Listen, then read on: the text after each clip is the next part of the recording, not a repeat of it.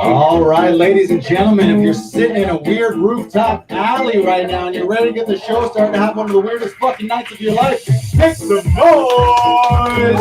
Appropriate reaction. Hello, hello, hello. Yeah, we are doing it. Yo, DJ, kill the music. I'm the DJ, guys. I'm the DJ. I like how you looked. You were like, what, DJ? I've just seen this guy literally doing everything since we came here tonight. I am the DJ. Give it up for the DJ, though. DJ Spotify. Yeah. For $9 a month, I can get you every fucking song in existence ever. How are you guys doing? Sir, you got to uncross your arms. We're in an alleyway. You can't be uptight in an alleyway. Welcome, welcome, welcome. We do this every Friday, Saturday, in this weird alley. Make some noise if you had no idea where I was leading you as we came up those stairs. But you're sort of like right now kind of be like, well, I'm impressed what this guy did with this alley, right? I swear when you guys leave, you still won't really fully understand where you were tonight. You're just going to leave scratching your head to be like, did we walk through the wardrobe and end up in Narnia last night? I'm thinking of getting a Fred Penner log. This is dating me. You guys ever watch Fred Penner? Yeah. Yeah, I'm thinking of putting a log on the sidewalk out there and making everyone crawl through the log and then come out in the alley. Guitar, though. Yeah. Welcome. It's amazing what you can do with some tea lights and some lighting and some weird fucked up umbrellas and turn an alley. Believe it or not, this alley was formerly known as one of the most unfunny alleys in Toronto, if not the world. This was like the least of funny alleys. Nobody ever laughed in this alley before. And then after lockdown, I was like, you know what? I think we need to cheer this alley up a bit and start running pro stand-up shows. So I'm your host, Lars. I'm here pretty much every week. If you come by after hours, you might find me sleeping right here in this alley. This is my alley. So I don't know. Does anyone else own an alley? You guys, anyone have a spare alley kicking around? You guys, nobody? Because I can, if you do have just a plain old unfunny alley, now that I've done this, I know how to pimp your alley, is what I'm saying. I can pimp the fuck up an alley. My grand vision is that every alley looks like this. And instead of being stabbed and doing needles and stepping on needles and finding body parts in dumpsters and fucking behind dumpsters, you're going to come and have a fabulous time in an alley. And it's going to change how you looked about alleys. It'll end alleycism. There's a lot of alleycism. There's a lot of anti-alley hate going on right now. We need to change that shit. We need to switch alley hate into love. You know what I'm saying, right? No coughing. We are outdoors, but nobody can cough. No, sure it was. Yeah, he had something in his throat. We took a big swig of beer. It was all good. I do want to apologize for those of you who need them. I have no stickers on the alley floor telling you which way to walk. So you're going to need to figure that out. A few ground rules. I will let you know when you are inside the studio, please pop a mask on, sanitize, do all the things. If you don't know someone, maybe keep your distance. If you do know them, feel free to get closer to them. You guys can get closer if you really want. The main rule, though, is no villains allowed. You guys cool with that? All right. You, sir, you have very sharp eyebrows. You look like if you did this, you could be a villain. No, those are friendly eyebrows? Okay. Thank you. I'm always curious how people found the alley. And I will say this. We have an MVP of the crowd. You are here. You're back here 2 weeks in a row. You came last week. Everyone here, you could be this guy next week as return people. He is now captain of the crowd. What's your name again? Remind me. Don, right. Don, how did you find us last week? What was the original? Saw your sign marking last week. Fucking old school IRL signage. Are you kidding me? I'm blowing budgets on Instagram and Facebook ads and LinkedIn ads, and do not advertise on LinkedIn. I'm telling you, it's not the place. No, nobody wants it. There's no one on LinkedIn who is an alley crowd. This is if they don't hang out on LinkedIn. So you found this place last week. You came. Fun fact: after the show, there was a couple guys, and they were a little tipsy. They were a little drunk. They were sitting back where you guys were, probably too drunk for an alley. That's a weird thing to say, but they were pretty drunk. And they were drunk, but not friendly drunk and friendly, confident drunk, friendly, talk to strangers a little too much. And they basically, I don't think you could have left. They goaded you into quote unquote your first official stand-up performance. And they were like, come on, you never done stand-up? Go up on stage. And I'm like, it's just, we're in an alley where it's not like this is a formal comedy club. So we allowed him. Don, you got up here and you told us a story about one of your current, I was going to say ex, because that's kind of how the story was heading in my head, but it's your current wife. You told a little story about it. So technically, you are back. You're the first timer, turned second timer. You did your stand-up debut at the mic. Was the mic even on, or had we shut the mic off by that point? It was an acapella. It was an acapella debut is what we did. So the point is, you're here. You might maybe later on when we shut the mics off, you can go again. How did you guys find us? Same thing, just a fucking sign. You guys? We live right here. We walk our dog like every day. That's probably why I recognize you. You guys recognize Luna then too? I don't, but she's beautiful. Thank you. She's a Jack Russell pug I love walking her. Yeah, they call them jugs. Yeah. That's like the scientific. You thought that was a joke that I made. That's actually what they call. They call them jugs. And I like to walk her. I don't know about you guys, but one of my favorite. Who's got dogs? Make some dog noise. There you go. My favorite thing about having a dog is getting to carry around and collect their poop all day long. Don't you guys enjoy that and have kind of an existential crisis every time when you're like, what the fuck am I doing? I'll teach you guys something, and every time I see you in the dog park, hopefully we can have a little laugh after this. In my head, and sometimes out loud, every time I walk her, I have, so picture me with a bag of poop right here. Here's the bag, kind of swinging along, and I have a little jingle that I sing in my head every time I take her and collect her poop. It goes something like this. Oh yes, I'm walking down the street carrying a bag of shit. Oh, I'm walking down the street carrying a bag of shit. Whoa, I got my bag of shit. I got my bag of shit. I got my bag of shit. And I throw it at a stranger. Just throw it. It's you can't. I never throw it. You guys like that? You gonna sing that? Let's all sing it. Maybe we can get the whole dog park to do it sometime. And it'll be like we'll just turn into some kind of weird Just yell it from the back. live musical. Yeah, we'll do a live musical. Guys, so you guys sign, you guys are in the neighborhood. How close? In one of the buildings? Just in the Dark Horse building there. Nice. Okay. I love this. What are your names? Chris and Morgan. Chris and Morgan, right. And you guys are? Kale? Like Mikhail, but everyone calls you Kale because it's healthier. Just Mikhail. No one calls me Kale, Lars. Everyone call him Kale. If you ever see him, hey, Kale Caesar, what's going on? Kale Caesar, you guys get that? Hail Caesar, but Kale Caesar. I don't know what I'm doing. And you are Mikhail and Allie. Is your actual name Mikhail? Allie. Okay, or is that like a last name? Mikhail. That's a cool name. Nice. I've never met a Mikhail before. Now I have. And it's spelled Mchale? No, like Michael. Oh, fuck. Say hello to Michael, everyone. His name is Michael, and he's spicing it up. Don't call me Michael. Call me Mikhail. It's good call, though. That's way spicier. Ooh, Mikhail. I don't know. I probably would have already forgotten Michael if you had told me Michael off the bat. Right? Mikhail. And Allie. Allie in the alley. Welcome to Aaliyah, Allie. You're the first Allie to be in the alley. Yes. That's weird, guys. Allie in the alley. Make sure you take some pictures and quote that. Allie in an alley. And you can quote me. Okay. So the reason I do this is when the show is this small, we have a maximum of 20 people here. In my head, I want to know all of your names. And then, like, we're going to be best friends by the end of the night, and certainly by the end of the run of shows that we do in this alley. It's going to be great. Don, right? Tell them, Don. Awesome. Also, viewers at home on the live stream right now, we're live streaming on Facebook and YouTube, and I believe we're on Twitch. Alley people, especially Allie and Don, maybe you guys can lead the way. Mikhail, I'm looking at you. Michael, come on. It's Michael. Kudos to you, though. It's great. It's great. Branding. That's branding. People in the alley, let the people know at home how much more fun it is here to be IRL in the alley. Let them hear it. There you go. See, alley people. I also want to let you guys know at the end there'll be prizes. We give away some prizes. We got some door prizes, maybe a little raffle.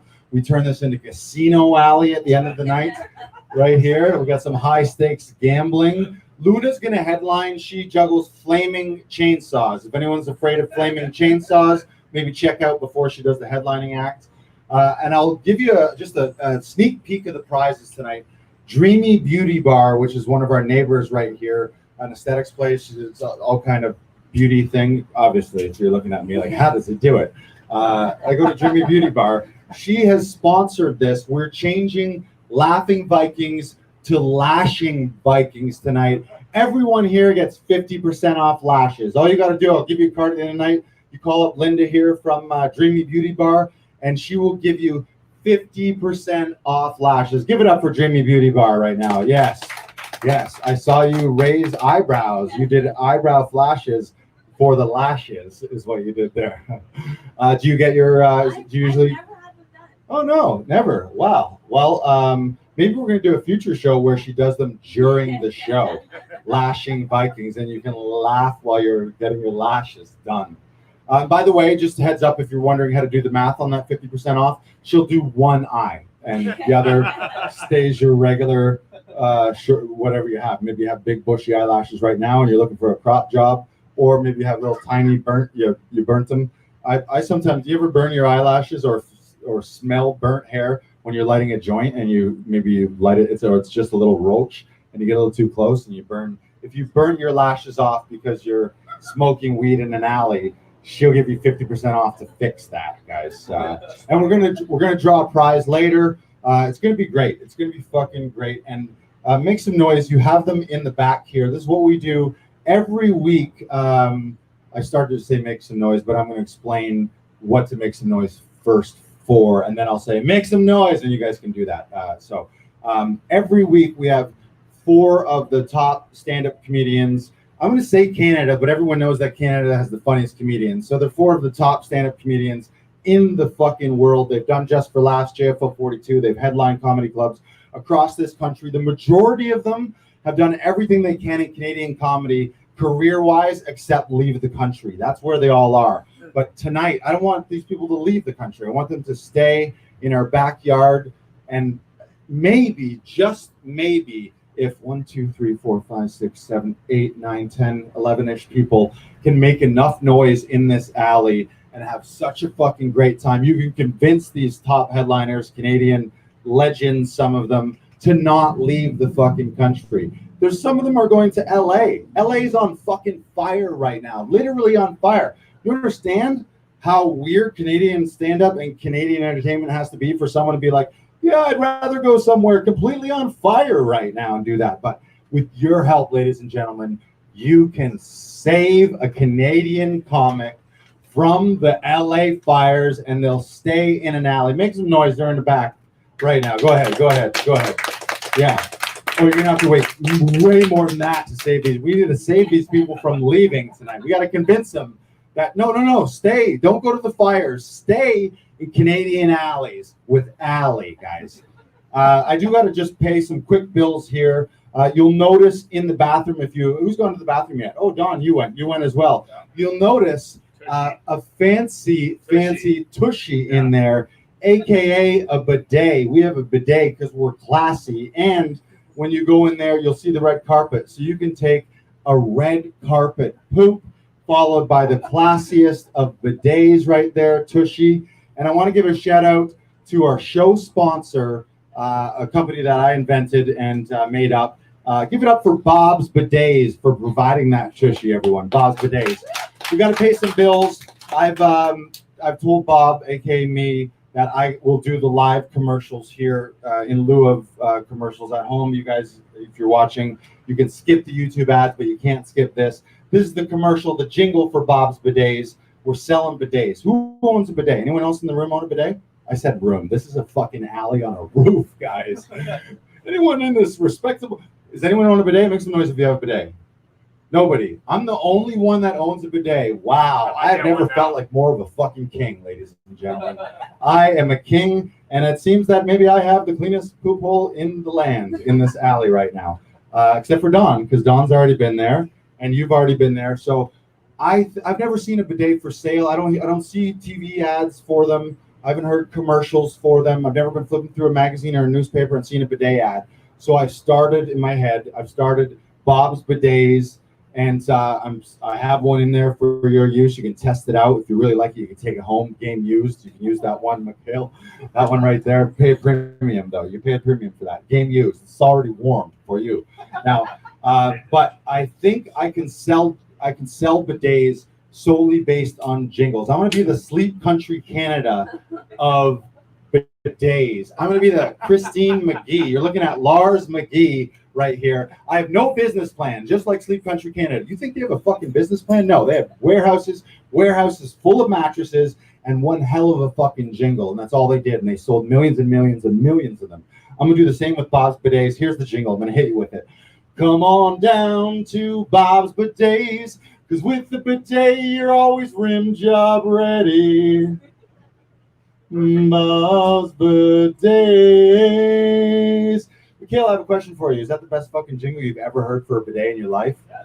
Yeah, it's pretty good. I think you left the word out. Pretty fucking good is what you mean there. Don, huh? Don's getting. If you're looking for an RJ tonight, you are ready to rock. You are out on the town tonight, buddy. Congratulations. You're welcome. Now that we paid some of the bill, guys, we got to bring our headliners on tonight. We've got 4 of them stacked up for you. We do it every Friday and Saturday. You guys ready for your first headliner of the night? We should be charging $400 for this. $400 should be what you're paying for. This guy has done it all. He's a Juno nominee for his recent album, Chicken. Please give it up for Pat Thornton, everybody. Pat Thornton, come on down. Wow, yeah. Come on down. Pat Thornton, let him hear it. Let him hear it. Let him hear it. Go, Pat. Oh, hi guys. How's everyone doing? Good. We're in the upstairs of an alley. That's weird, man. That's weird. I also want to say about lashes that my lashes go straight down. Pretty cool, huh? The only one I know. Just straight down. Okay. Oh, keep it going for Lars, everybody. Lars. Keep it going. If you're watching from home on Facebook, I'll tell you this about Facebook Live. Whenever I get a notification for Facebook Live, I immediately get freaked out and hide that notification. Give it up for Facebook Live, everybody. Don, you'd know this. If you stick around till the end of the show, Lars will hand you one of these umbrellas and you'll float away Mary Poppins style. Right? That's how you got home last week, right? Mary Poppins style, guys. Keep it going for Mary Poppins style. Yes.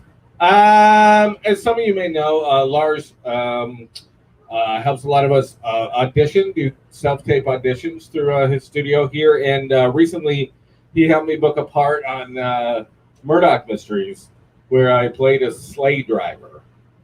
And when I got the part, somebody from the production called me and said, "Hey, mind just telling me what your history with horses is?" And I was like, well, I've never dated any. I did, I have ridden a couple. Is that cool? And he was like, so it's fair to say that you've never controlled a team of horses? And I said, yeah, that's really fair to say. I've never done that. And then he was just quiet for a while, and then went, okay, we're gonna have to work around that. And then they sent me up north to train with a team of horses. And I'll tell you, the weird thing about that phone call is that I got off it and I realized that this man had given me just a brand new reason to like be down on myself. So I was just like, why have I never controlled a team of horses? What's going on with me? At this age? Never? I have a son named Larry, and one time I did a show pre-pandemic, and somebody came up to me after the show and they were like, "Hey, how's Larry?" And I was like, "Oh, he's great. But he did scream his head off when I pulled him out of the bath." And then another guy standing there said, "Who's Larry?" And I was like, "Oh yeah, fair enough. Sounds like an old man." Just an old man I ripped out of the bath. You know, he didn't want me to, but his son insisted. And it paid a lot. Are there dogs on the roof? Dog park. Oh, that's right there. Dog's Okay. right there. Cool. We're there? Yeah, it's right It's behind there. Right. This is the street over here. Dog park. Dog's over there. Okay, cool. We'll call that a joke. Yeah.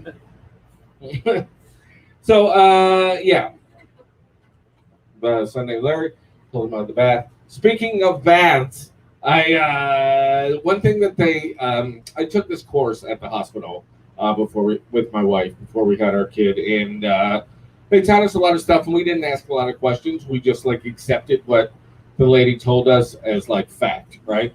And she said at one point, you can't give your baby water for the first 6 months. And we were like, okay. And then I was giving him a bath one time, and some water splashed into his mouth, and I was like, and he was like, and he really liked it, and I was like, oh, hey man, listen, that's water. It's great, but yeah, you can't have that. And then sometimes I would see him like when he was just playing with his toys, just staring off into space, and like I knew he was thinking about water. One thing about having a baby when you're a man, I know this happens to women too, but I think it's less drastic than it is with us. When you have a baby, the world just receives you entirely differently. Like if I walk into a park by myself, I mostly go unnoticed. If I walk into a park pushing my son in a stroller, wow, moms are smiling at me. Old women are smiling at me. Old men are smiling at me. And that's a weird one. Nobody tells you about the old men. I've seen a lot of old men smile in the last 2 years, which has been nice. But I'll say I've seen a variety of teeth. And like I walk into a park, right? And it just everyone is so happy. But if you take the kid out of the picture, well then I'm just a guy standing there with a stroller, and I'll tell you, people hate that. People definitely hate that. Or it's in my head. You know, every day when I drop my son off at daycare, like taking him to daycare in a stroller is the best part of my day. It's like he's in a good mood. Birds are singing at me. The old men smiles, like I say, and it's great. And then I drop him off, and then I have to walk home with an empty stroller, and I feel like a psychopath. You know, like I just can't get past it. Like a few times I've thought about just throwing it in the bushes and buying a new one, you know what I mean? But I haven't. I haven't done that yet. Cool. I want to tell you guys a quick joke about watermelon sparkling water. And I know what you're thinking. Oh, great. Another cisgender white male here to talk to us about watermelon sparkling water. But maybe just give it a chance. My wife and I were at the grocery store, and they had sparkling water on sale. Liter bottles. All the flavors. This huge display, right? What a dream. What a goddamn dream. So we were like, we're going to need some of these. They're 89 cents. Going to need some of these. So I reached for a grapefruit one. Great. I reached for a lime one. Great. I reached for a watermelon one, and my wife goes, okay.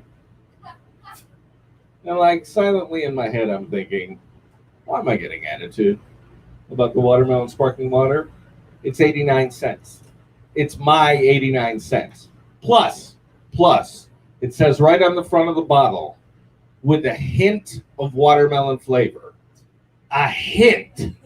So please keep in mind that all the drama that ensues from this is over a hint. So later on, we're at home, sitting on the back porch. I'm having a glass of the stuff. And my wife was like, how is it? And I'm like, it's fine. Then she's like, can I try some? And silently in my head, I'm thinking, I don't want you to try this. There's no win here for me. But of course, in real life, I'm like, sure, here. She takes a sip, and she literally does this. Come on. And then she's like, You know what it tastes like? It tastes like someone put a stick of watermelon gum in a glass of water. And I sort of surprised myself with what a passionate response I had, what a hard stance I took. Because I said, no, it tastes like watermelon and it's good. And then she went inside, and I had another sip of the stuff. And I guess I couldn't help but feel like it tasted like someone had put a piece of watermelon gum in a glass of water. But I'm never telling her that, man. Never. But I had fucking gum water for years. I put it out at parties. I'm going to make a drink for her dad, and she'll be like, no! And I'll be like, it tastes like watermelon, and it's good! You know, someone asked me one time, hey, if you're not telling your wife about that, how are you doing stand-up about it? Isn't she going to hear about it for sure? And I was like, whoa, it's insane. I didn't think of that. Okay, I'll do one more for you guys. Whoa, wait, first I'll do this. Because it's almost a joke. Just an idea. I've been watching a lot of Blues Clues with my son. He's really obsessed with the new Blues Clues, and there's a new guy named Josh. But then we read about what happened to the old Blues Clues guy and why he quit the show, like 20 years ago or whatever, Steve. And he quit the show because he was going bald. And he said that he knew they were going to put him in a wig, and he did not trust the people who put him in those pants to give him a good wig, which I thought was a great quote. And then it made me want to watch, and it made me go back and watch a bunch of old clips of Blues Clues just to watch a man be a prisoner in his pants. You know what I mean? Because I had no idea when I caught it in passing earlier in my life. I had no idea the man hated the pants so much. But when you know, that's a fun show to watch. Just feels itchy in him, you know what I mean? Cool. I'll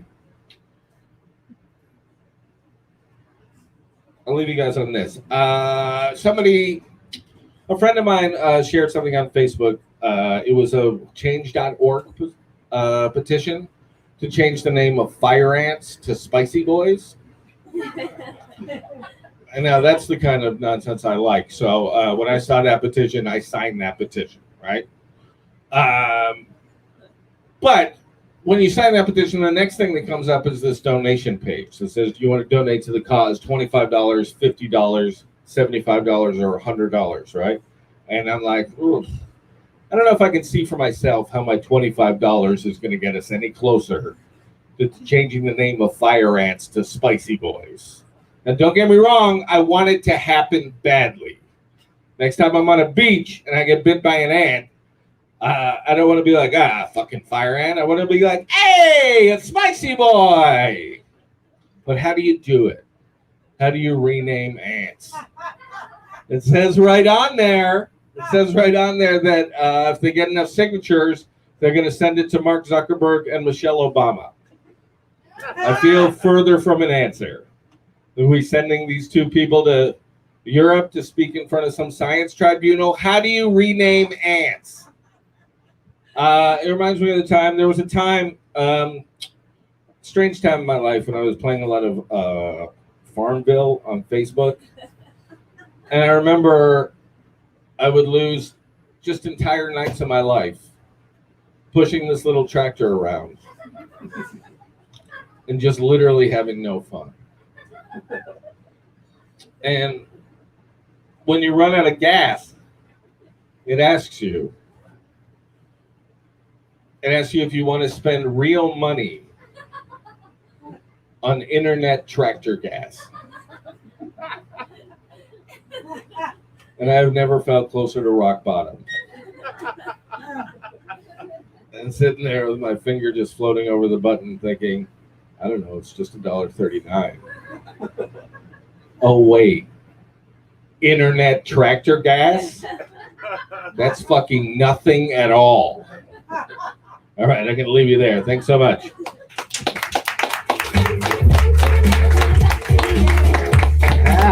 Thornton, everybody. Matt Thornton. All right. You want to know how we changed the name of Ants? We get enough people in an alley. That's how you get it done. We're going to have a vote at the end. How you guys doing? We got to say hello. We got 3 newcomers here. We're going to learn everyone's names tonight. Where'd you guys come from? You had dinner somewhere? Beside you. Prohibition? Yeah. Beside me. Where? Right here? You were here this whole time? Where'd you go, Prohibition? Yeah. Nice. First time in the alley? Yeah. All right. You are in for a treat every Friday, Saturday. We got 4 fantastic headliners. You only miss one of them, and you're going to fall in love with this alley and your next comedian. She's done all the festivals you could possibly do in Canada, Boston Comedy Festival, and my fun favorite on her resume, Bogota, Colombia. I guarantee you she's the hardest out of any of you. Picture Narcos, and then picture, please, she is a Canadian gem, Martha Chavez, everyone. Martha Chavez, come on down. Thank you. Hello. Why she says it wrong. Thank you. Oh, no, I came in myself. I have my little bottle of alcohol and there is fire all over. Yeah. Hi. Nice to be here in the alley. You know, I don't look down on it. I pretend that I am in Europe. Doesn't it have a European flair, this alley? You just imagine that, what's his name from Burn Supremacy is going to come in his motorcycle all over here in the middle of us. Oh, that could happen. Anything can happen in these shows. But, you know, I have been doing shows because at the beginning of the pandemic, when they said that we were not going to be, I mean, they didn't say that, but we knew that we were not going to be able to do comedy because in comedy is contagious.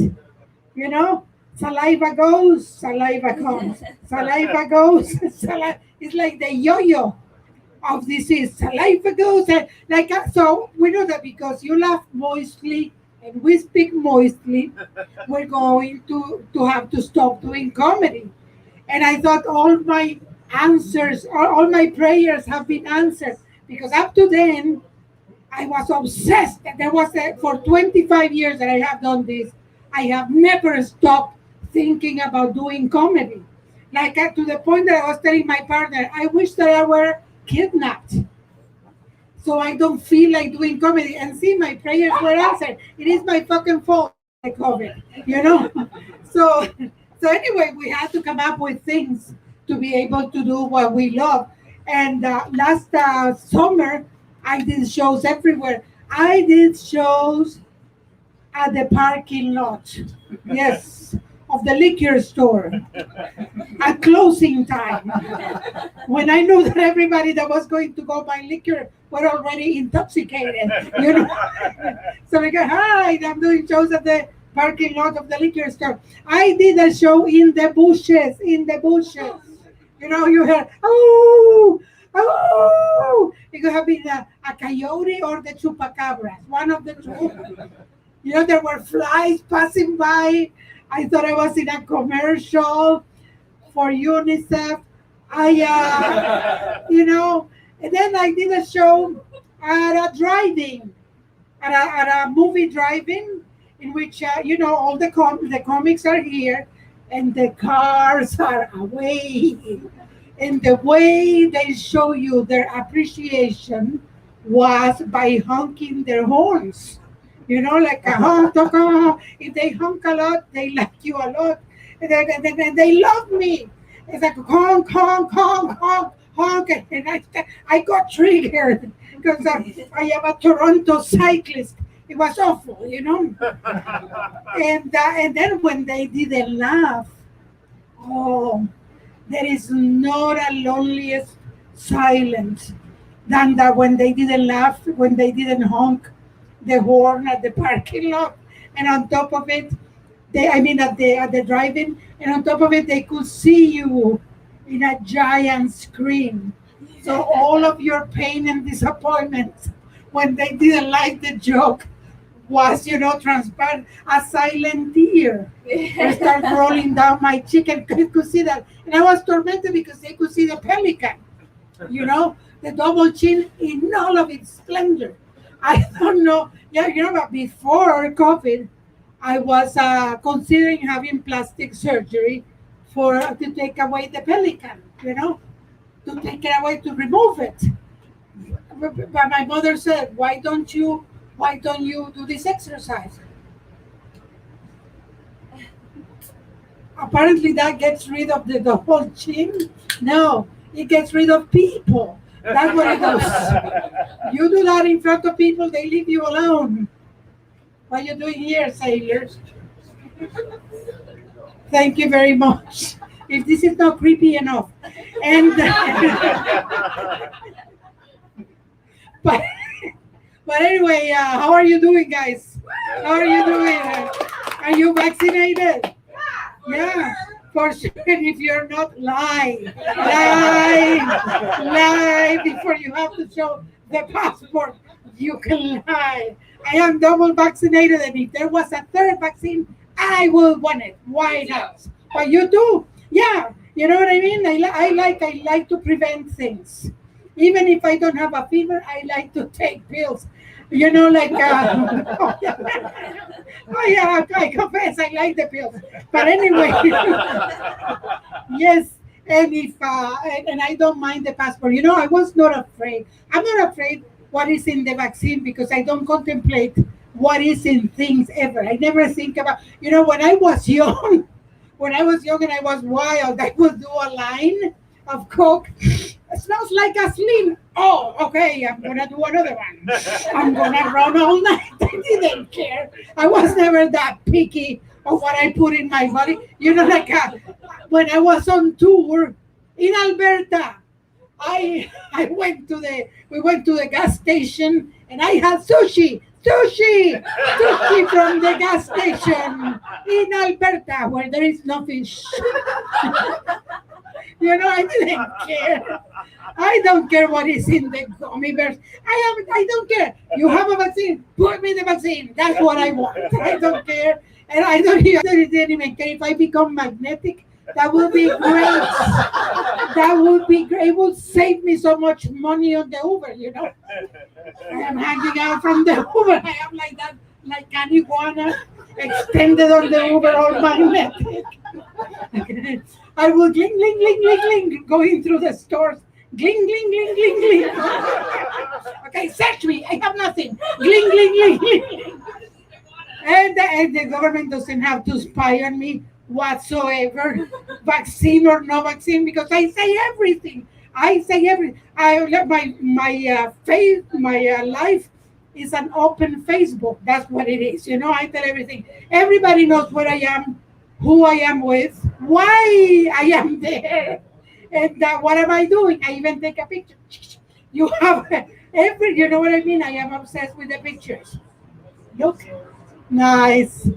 What is passing by? All of the gigs that we do recently are gigs that in the old days we would say we did a hell gig. There was an air conditioner. There was a helicopter passing by.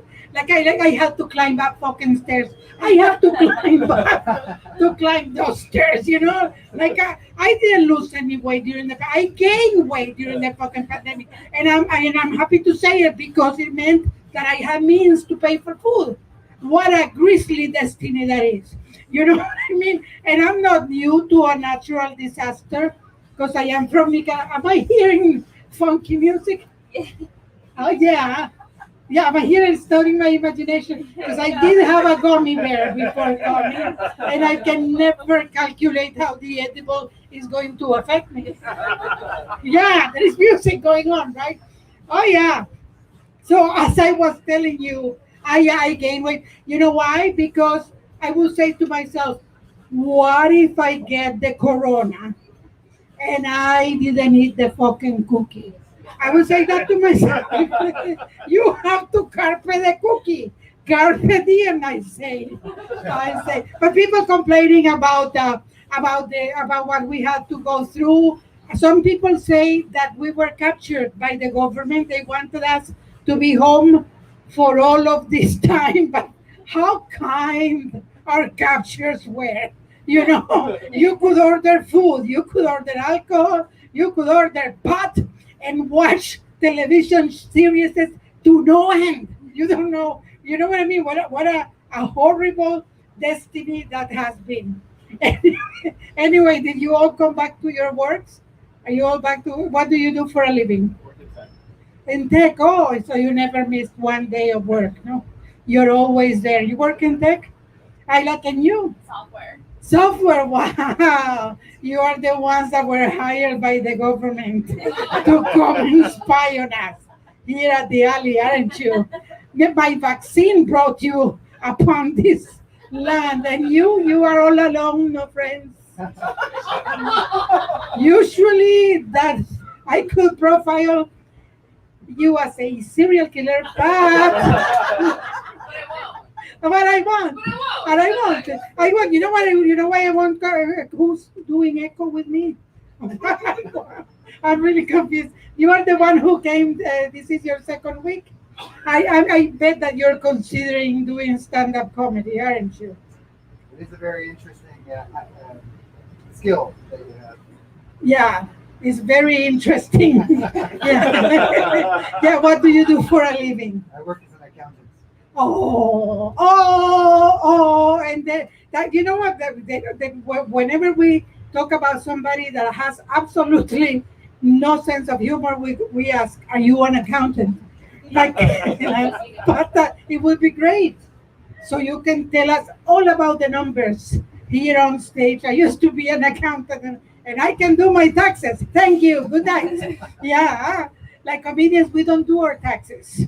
It takes us forever to do our taxes. At least me. I don't know. I've been saying a lot of things, but anyway. So I am glad. I am glad to be back on the road. Well, you know, when I travel with the comics, I don't drive because I have Meniere, so I cannot drive. I get dizzy. My grandma. So, your grandma has it. Thank you. Years. Your grandma has Meniere. Whose grandma? My grandma. Your grandma has Meniere. Yeah. I am not your grandma. Wow. No, well, it's a horrible disease. You get We it. miss you. I can commiserate. Yeah, and you can heckle too. Support. Thank you very much. No heckle. That's heckling. When you engage me in a conversation to which the other members of the crowd are not participating, that's heckling, right? No, don't participate anyway. So as I was telling you, I don't drive, and I go around with the comics. I have to go with I have to drive with them, but I travel a lot because of my job. You know, I am a terrorist. Yeah, thank God you laugh. In the United States, that joke is frowned upon. Don't say it to customs officers; they have no sense of humor. No. It's against the law to joke with them. And usually, when I'm nervous, I joke. And I'm always nervous when I cross the border because Spanish. I am going to work illegally. And I was really nervous. I was really nervous the last time. I was sweating like dog Ford at a spelling bee. You know, you know, imagine dog Ford at a thank you. You don't have to cover your face to laugh. We like it. We like to make people cry. Yes, of laughter though. But you know something, I am really worried about the elections. Aren't you worried? What are you worried about? I'm worried that what's his name was his pocket. The tool becomes prime minister. I am really worried because in politics you have to go with the liar that you like the best, and he's not the liar that I like the best. I still like Justin.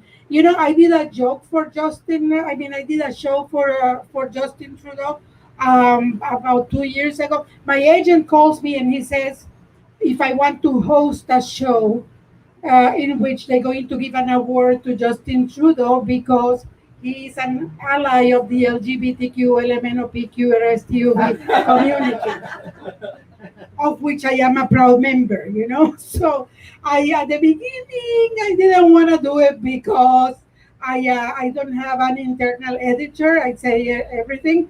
And I thought, what if I send him to go fuck himself? And yeah, like what if I tell him something horrible and they throw me out of Canada? You know, I already am a refugee from Nicaragua. Yeah, imagine I am a refugee, and I am in Canadian show business. The government of Nicaragua will never be able to find me, never. So anyway, because of that I am a refugee, I thought I'm gonna do this show. Yes, because I know that he's going to want to take a picture with me, and I'm gonna send that picture to Nicaragua, and I'm gonna say that I am negotiating sanctions for the government. I gotta look serious in that picture. I thought, So I go, and I thought I was gonna be cool when I met him. But when I see him from close, I was like, I became giddy, like his mother when she met the Rolling Stones. I was like that. And then I said to him, you know what? This is not the first time that I have you near, I said. The first time was when you were not even a prime minister. You were marching at Pride with your khaki pants and your pink shirt, and you passed by me, and I started yelling, Justin, Justin, Justin, I said in French. And then you turned to me and you touched my hand, and I fell victim of your witchery. And I started yelling, I am not a lesbian anymore. You converted me, Justin, which my wife didn't like at all. But when we get intimate, I make her wear khaki pants and a pink shirt because she has blue eyes and black hair. And I yell at her, tell me lies, tell me lies. And I thought Trudeau wasn't gonna laugh at that, but he did. So I don't think that he is a dictator, because if I say that in Nicaragua, they chop my head. So he's a liar to which I'm going to give my vote. Okay, in case you're seeing Justin. No, but you think that is bullshit that I ate a gummy bear? It's true. And I have never performed under the influence of marijuana in my life. But I thought, how hard can it be? I'm going to be in an alley, I thought. I didn't know that I had to climb all those fucking stairs. It was a workout. So anyway, about the masks, I am sad that we will have to. I mean, they won't be mandatory, and I love the masks because they hide the pelican and they conceal your identity.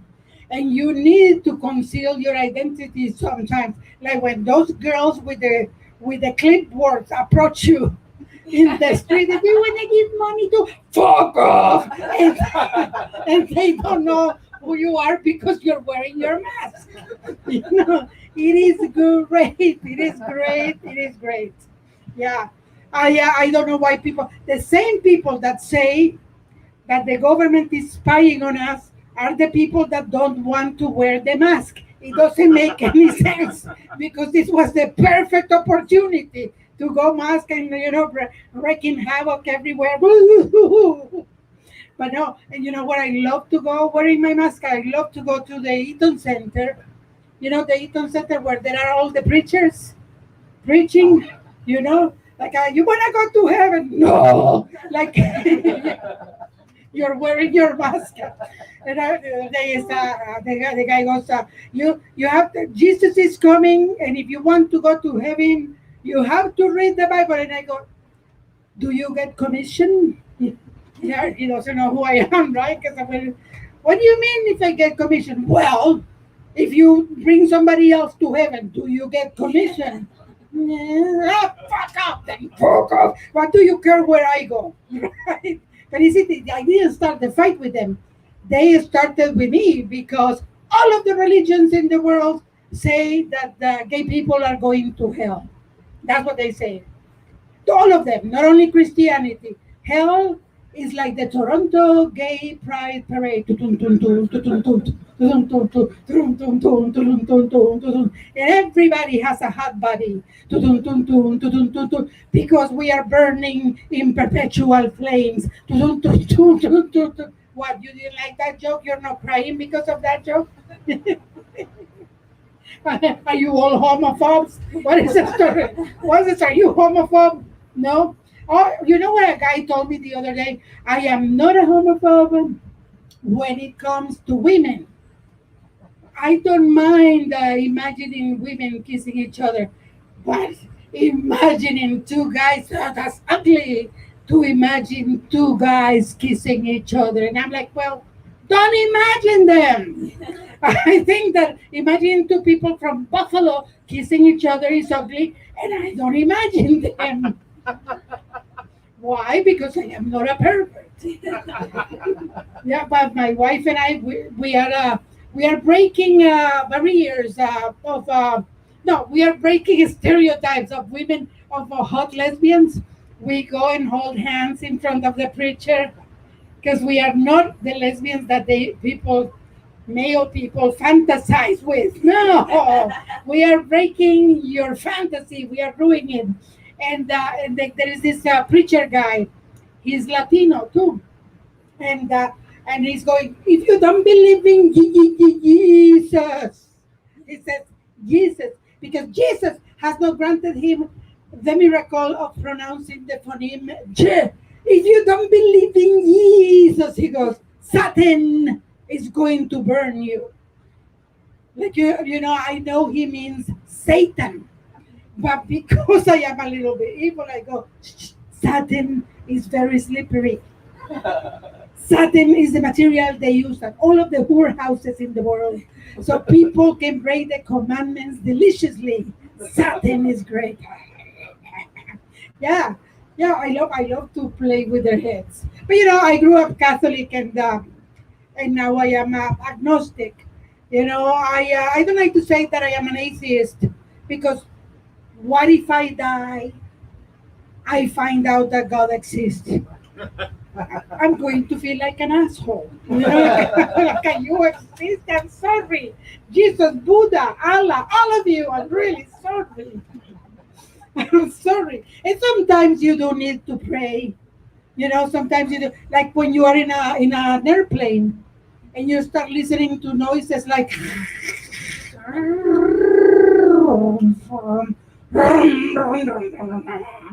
and you start sweating and thinking, why? Why did I have to eat that airport burrito? Why?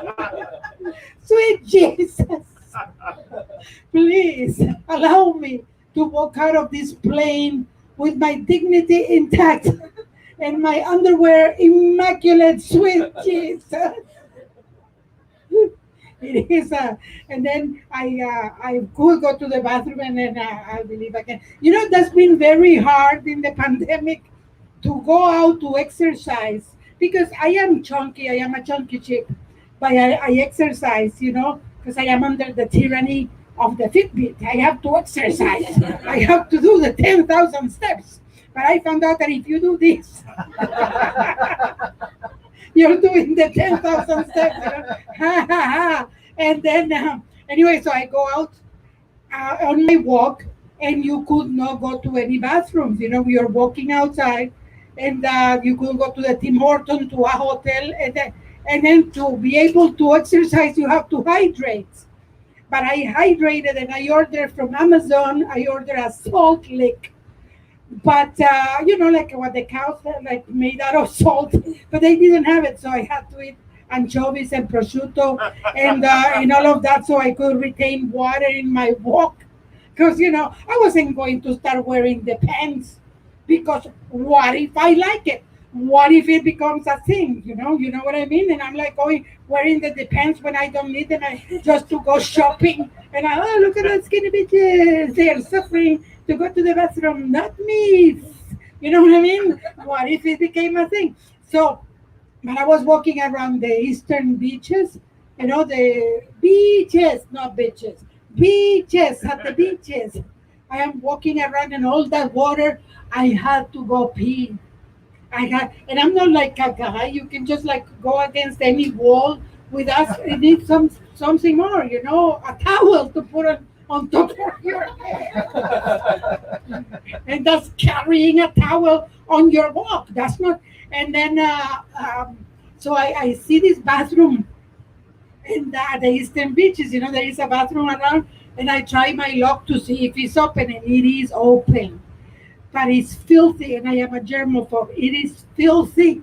The floor is sticky. When the floor of the bathroom is sticky, it could have been anything. Sticky. It smelled. The bathroom smelled like if there was a skunk from Chernobyl. That it was awful. The smell of that bathroom. I opened the stall with a kick. Pah! I know it. Then I close it with my elbows.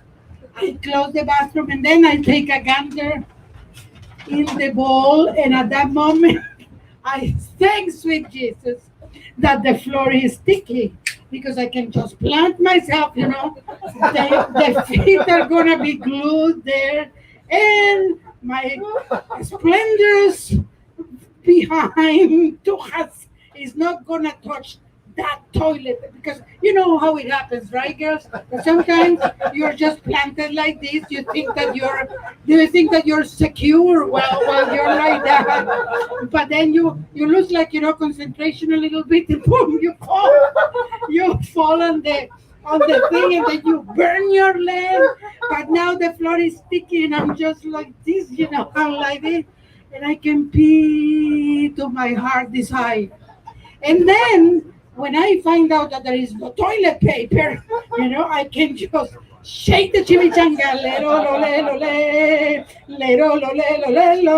I wasn't going to wipe with my shirt. I'm a classy broad, I wasn't going to put my foot up there doing that thing that dries your hands, That would be. And what if I like it? What if it became a thing? Then I'm gonna become the bathroom bandit. You're gonna see me on CP24, right? You're gonna see me, there goes the bathroom bandit, but she's wearing her mask. You're gonna go, yeah, that's one of the perks of wearing a mask too. Anyway, I think that's all the time I have. Am I finished, Lars? Lars, He left. the captain. He's gone. Oh, he's gone. I can tell you another story. What story can I tell you? Let me think about it. I am so obsessed though with the. Oh, he's back there. He's back there? Yeah. I don't know. Like, we can talk still if you want. If you want, I have nothing but time. I can tell you a million stories as long as you're here. You know what? Speaking of which, on the Netflix, what did you watch mostly this time? Serial killer stuff. That's all I watched. That's all I watched. If the police goes to the things I like on Netflix, let's say they will think that I've been training to become a serial killer. And we all have. But I tell you, it's not an easy thing to do. Not only because murder is involved, but cleaning. All the fucking cleaning. Listen to me. You have not only to stop the prey, kill them, dismember them, bury them. You have to fucking clean. Squeaky clean. I don't like that. I don't even vacuum. Like, when you see me in a movie passing a vacuum, you're going to say, Marta Chavez, she deserves an Oscar. She deserves. I don't like the vacuuming, which is why many people's lives are safe, because who knows with that serial killer thing. Do you get mad that I tell you that? I don't mean it, really. If he follows me,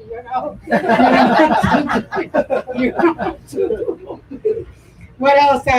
What could I tell you? I have divided my life between pre and post pandemic, but we are not even at the post pandemic yet. No, we are not even. It's like the corona is thinking, where can I go from these anti-vaxxers? What am I going to become now? La la la la la. That's why it is my vaccine. Anyway, I think that's all the time I have. Thank you very much for listening. Where is Lars? Lars. Marcy. I'm right here, baby. Keep going for Martha I Chavez. did more than 20. Oh, you're great. You did exactly right. She's a Canadian gem. Give it up for her. Oh, that's me. That's me. There you go. All right. All right.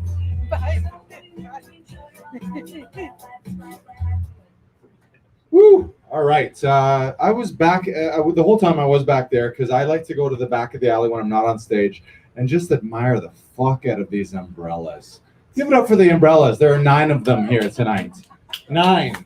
And I got to say, it is weird going to a store, gathering up 9 umbrellas and looking another adult person. Actually, no, she wasn't even an adult. She was a kid and I'm an adult. And I, as an adult man, carrying a bundle of 9 lovely multicolored umbrellas, had to have that exchange. Anyone else bought 9 umbrellas at the same time? There's no easy way to do it. There's no way she can't. I don't know what was running through her head. Also, I kind of said it weird too when I was like, I'd like 9 umbrellas, please. Ooh, who wants umbrellas? That was part of it. Mikhail, you with me? You ever done that? You ever bought 9 umbrellas? No, right? Living the dream, buddy. How many kazoos you own? Kazoos, yeah. You don't know what a fucking kazoo? I just asked this man how many kazoos he owns, and he said, "What is a kazoo?" You guys know what a kazoo is? Don, I may have a kazoo in my pocket right now. Morgan, I might have a kazoo in my pocket. Guys, is Lars happy to see all of you in this alley, or does he just have a kazoo in his pocket? The answer, ladies and gentlemen, is yes. This is one of my kazoos. Thank you. Thank you. Give it up for the kazoos. I own 9 umbrellas and 2 kazoos, if you're wondering. If you're like, what kind of guy is Lars? He owns 9 fucking umbrellas. This is actually what this is have an umbrella, leave an umbrella, need an umbrella, take an umbrella. This is kind of how we do it. And we hang them from the electrical wires during thunderstorms and just buyer beware right there. Don't touch the wrong wire. You got a red wire, blue wire. Guys, we got to pay some bills real quick. We have one more sponsor we got to recognize for the night. I'm looking at you guys live stream at home. Please, big Comedy Alley welcome for being a sponsor to Morgan's Mortgages and Smorgasbord. Give it up for Morgan's Mortgages and Smorgasbord, guys. Michaela, have you been to Morgan's Mortgages and Smorgasbord? So here's the deal. Morgan from Morgan's Mortgages and Smorgasbord could ask me to do the live commercial. So I'll be playing the part of Morgan. Hi, I'm Morgan from Morgan's Mortgages and Smorgasbord. That's right, Morgan from Morgan's Mortgages and Smorgasbord. The Mortgages and Smorgasbord guy. You heard me, the Mortgages and Smorgasbord guy. That's right, the Mortgages and Smorgasbord guy. One more time, the Mortgages and Smorgasbord guy. Why waste time going to 3 stores for all your Mortgages and Smorgasbord needs when you can come on down to Morgan's Mortgages and Smorgasbord and take care of all your Mortgages and Smorgasbord business in one spot? So the next time you need to renew your mortgage, store a loved one, or eat a hearty meal, come down to Morgan's. Come down to Morgan's when you need a mortgage or smorgasbord. Boop! Guys, Morgan from Morgan's Smorgasbord. You know how fucking hard it is to do that? I really thought I would get more out of that for you guys. You already. Oh, I see how it is. You've all got your mortgage and smorgasbord needs taken care of. Is that right? But you know what they say? Everyone goes for the smorgasbord, but they stay for the morgue. That's how it works. You never know.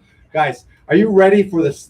We actually, believe it or not, we have 2 other headlining comics here for you to round this show out. Make some noise. We got some halftime energy here. Give it up. Alley Energy. He's been at Just for Laughs, JFL 42. Done it everywhere. He's a fucking treat. Give it up for Christoph Davidson, everybody.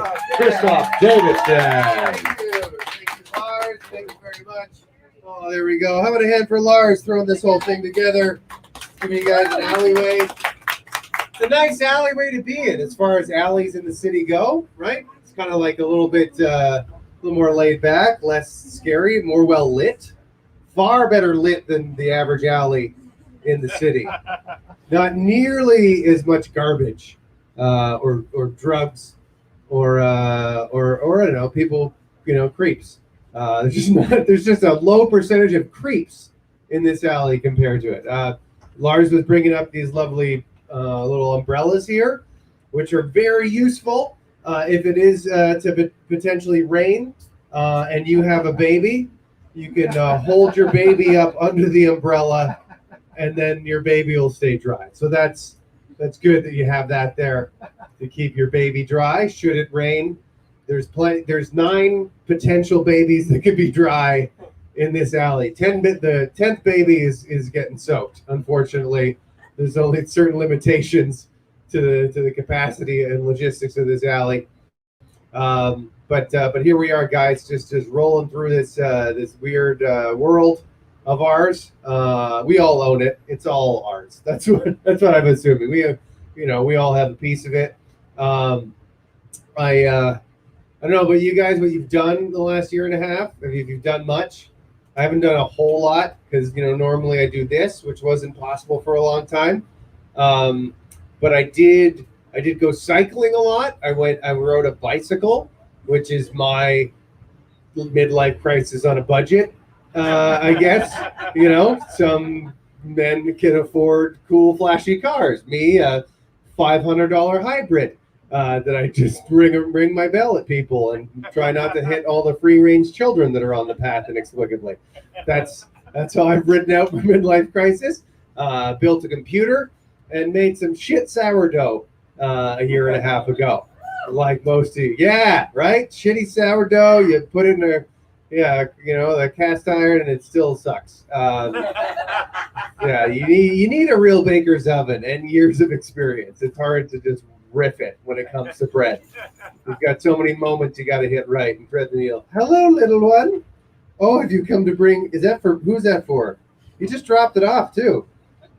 This is a bone. That's a full hide bone right at the front. Did I just get? Is that like the version of flowers? Is that the pug version of a bouquet I got thrown? Lars, what's your little one's name again? Luna. Thank you so much, Luna. And that's all I need, honestly. It's just Luna to quite literally throw me a bone. That's a good set. I don't care how the next 18 minutes goes. Luna gave me her bone, which depending upon how well my career goes, I might use at some point. Be like, man, where's that bone that dog gave me? I'm hungry. What else did I get up to this past? Got high and played video games a bunch. Anyone ever done that? That's fun. It's kind of like a low-key heroin, that combination. Getting stoned and then entering a virtual world which you can control is more dangerously seductive than you could think. It's great. I know a lot of people do it. It's not something you should brag about publicly like I just did, but here we are. Man, it's hard to do other stuff after getting high and playing video games. Like it seems so, it just seems so innocent, but there should be that. I wish when I was a kid and they warned us against like harmless shit like psychedelics and acid, and even the odd bump of cocaine and a pre-fentanyl, none of that's a big deal for real. That's not a problem. I wish they had advertisements that were like, hey kids, if you get high and then play, not this 8-bit Mario shit, but if you get high in 20 years in the future, play the things you can put over your head and become the person, you're not going to want to do anything else ever again. So be careful of that. That'd be nice, a little future warning. We should build time machines and warn kids in the 80s. Remember when you were young and you thought criminals were all bad? And then you grow up and realize there's just, regular people having a hard day. Like you become an adult and you're like, oh, wait, no, this person just is angry because they don't have enough food or money. That's not a bad person. That shouldn't be a criminal. That person needs help. It's a real trip when you become an adult and begin to realize. And then you realize the police that you thought were good are quite often bad people. Not all of them. I have friends who are police officers, but some really just can't take the responsibility of the gun and just really need to get back at somebody because they didn't make the OHL. Seems to be their main thing. And it's just a weird difference when you're a kid and you think it's so simple and you grow up and you're like, wait a second, this is a lot more complicated. I got to get what's mine. I got to either fucking steal something or become a cop. Those are my two options. That's all you got to do. We started a relationship. I don't know if you guys have ever been in one of those. They're all right. You started, yeah, they're fun, right? They're a nice little ride. Like they're good just to spice things up. You can't be by yourself all the time, so you get a relationship. I started one a couple months before this all went down. So it was like we got together in January of 2020. So we got to know each other a little bit before the lockdown, which was great.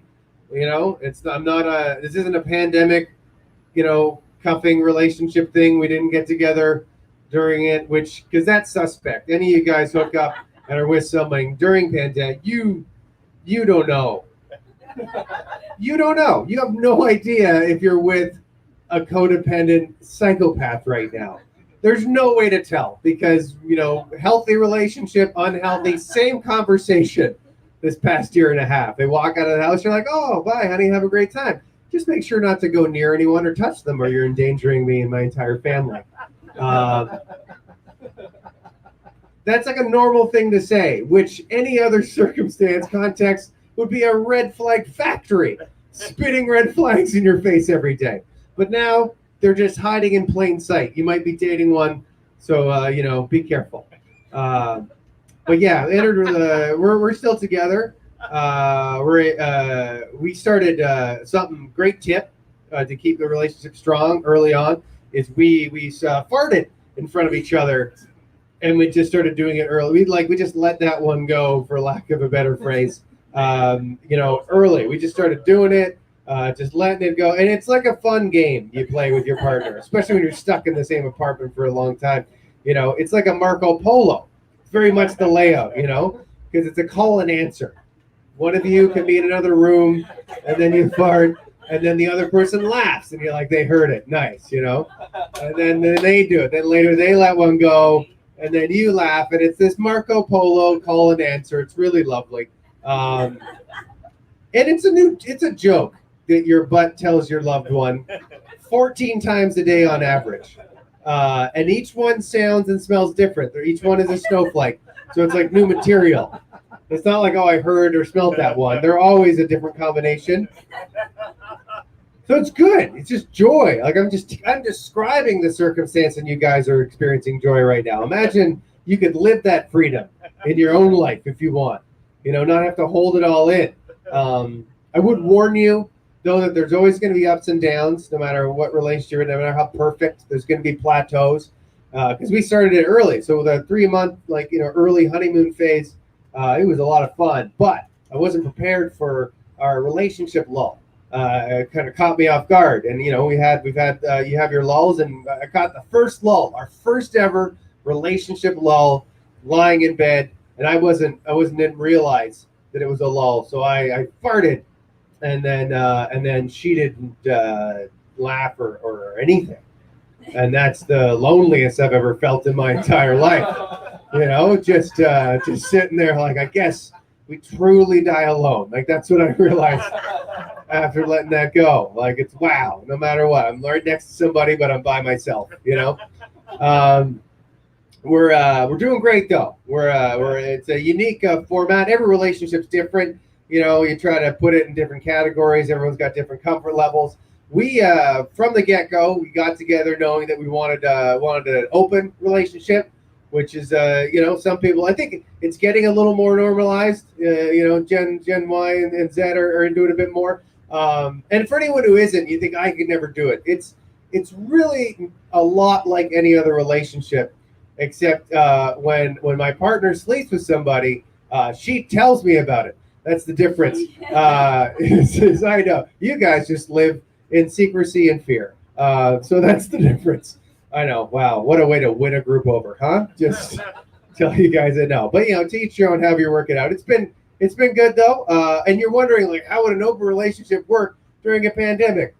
It doesn't. It was completely monogamous. But now we're double vaxxed, and hopefully, we'll see. We'll open things up a bit, but I had a couple virtual dates with people throughout the pandemic, which is doesn't last.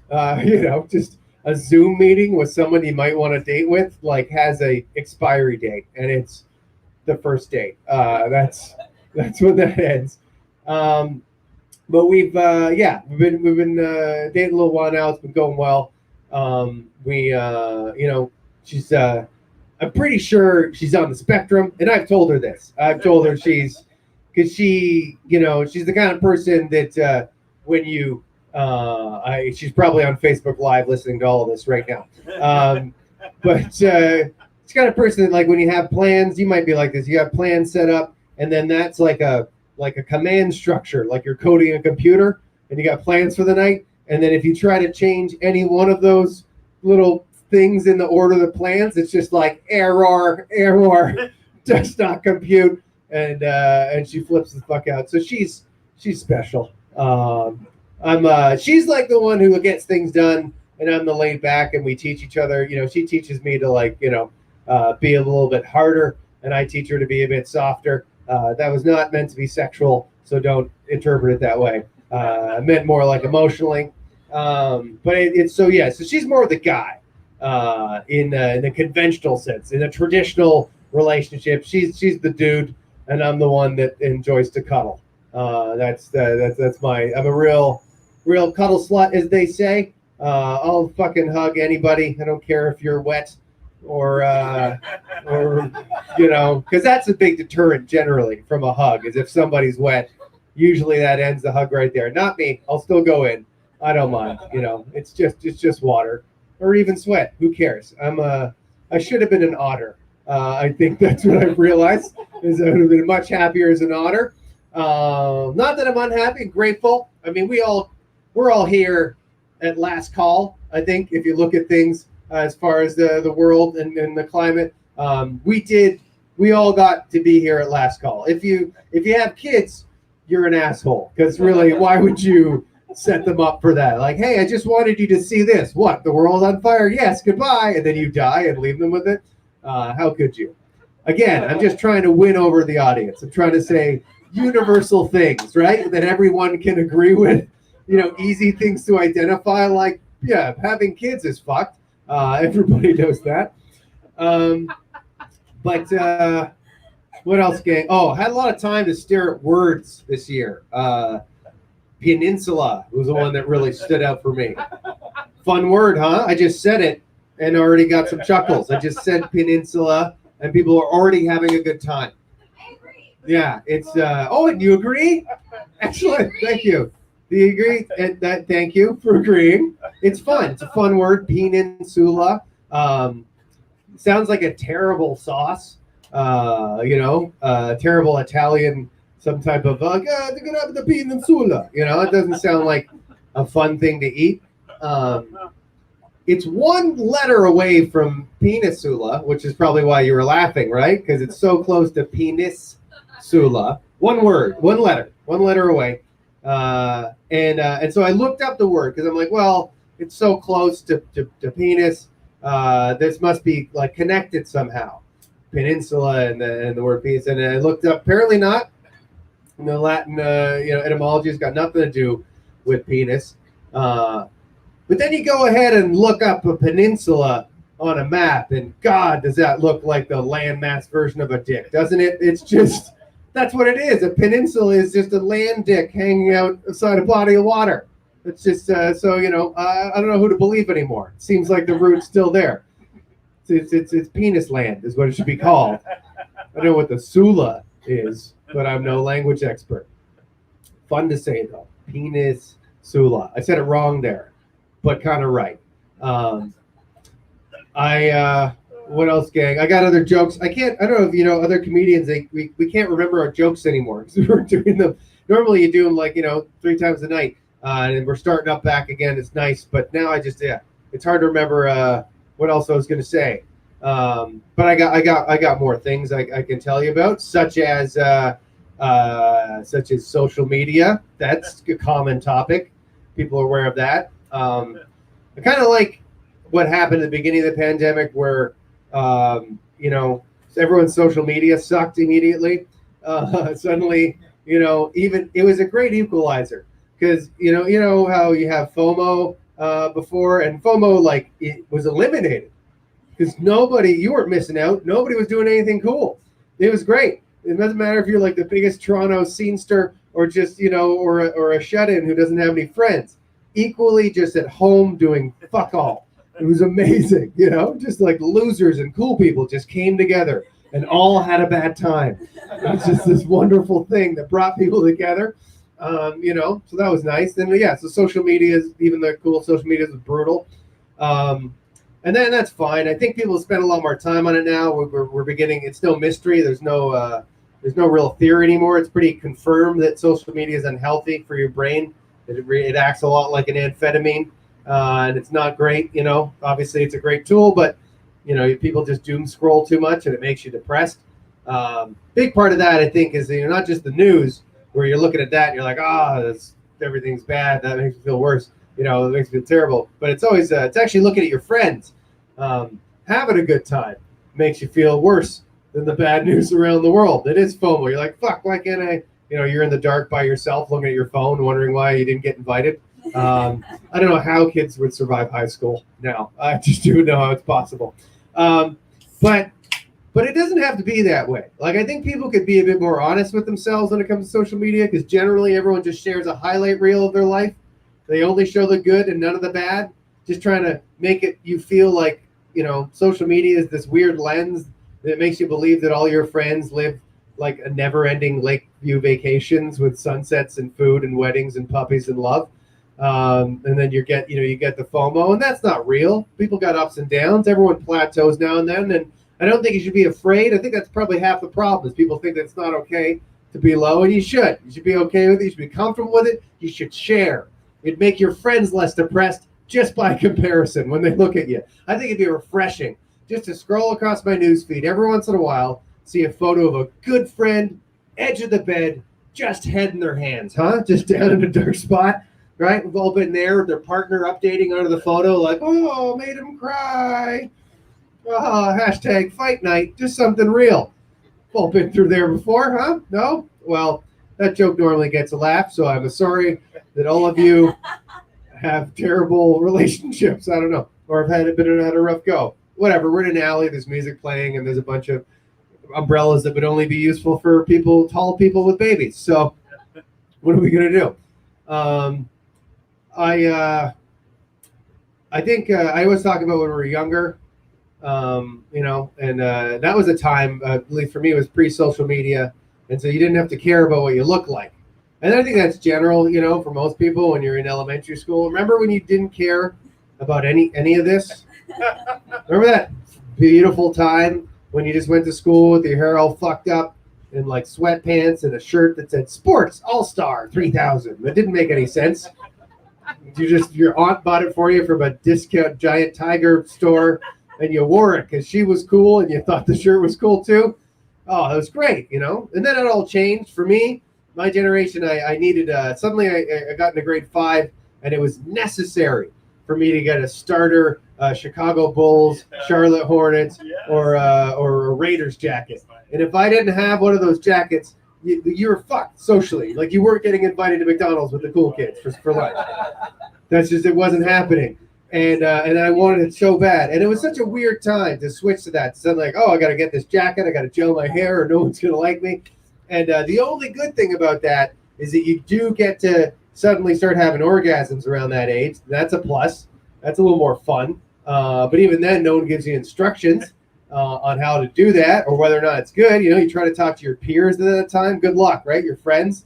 They're like, hey, do you guys masturbate? And they're like, I don't masturbate, you weirdo. And then they go run home and masturbate because you reminded them that it was a thing.